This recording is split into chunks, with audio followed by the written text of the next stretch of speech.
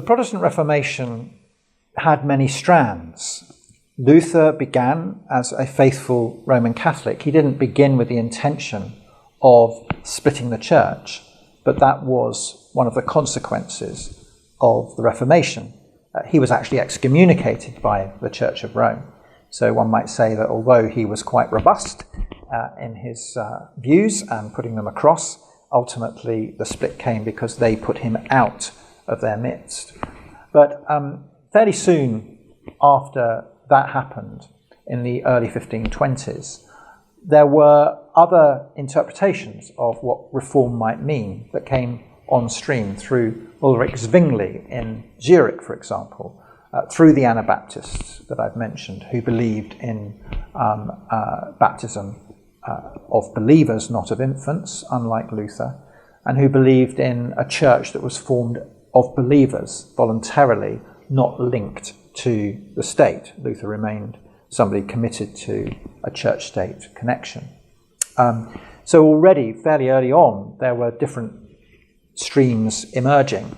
And then a little later, John Calvin in Geneva forms a very distinct tradition, well represented at this forum, of Reformed Christianity, or Presbyterianism, as it became known, which has a slightly different focus, again, on election, on covenant, and on governance of the church through a corporate body known as the eldership, whereas Luther was content to remain with the idea of bishops as the leaders of the church on earth. So very early on you see these streams emerging, and they've carried right through to the present day. But even more complexly, in the 18th century you see revivalist movements building on the pietism of the 17th century, a version of Lutheranism more focused on personal devotion and spirituality. In revivalism with Wesley and Whitfield, and latterly with Finney and Moody and Sankey and others, and right through to Billy Graham, you see the focus shifting to evangelism. As society becomes less monolithically Christian, and the Enlightenment leads to diversity in society, the growth of agnosticism and atheism, so one sees the need to preach the gospel more urgently for conversion.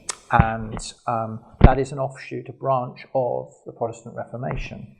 John Wesley, who was one of the great heroes of that revivalist stream of Protestantism, it has to be said nonetheless, underwent a kind of evangelical conversion when listening to somebody read from Luther's commentary on Romans. So there was a link back to justification by faith, there was a link back to the Reformation, but a new emphasis on evangelism in the 18th century, and that's carried through, of course, to the present day as well.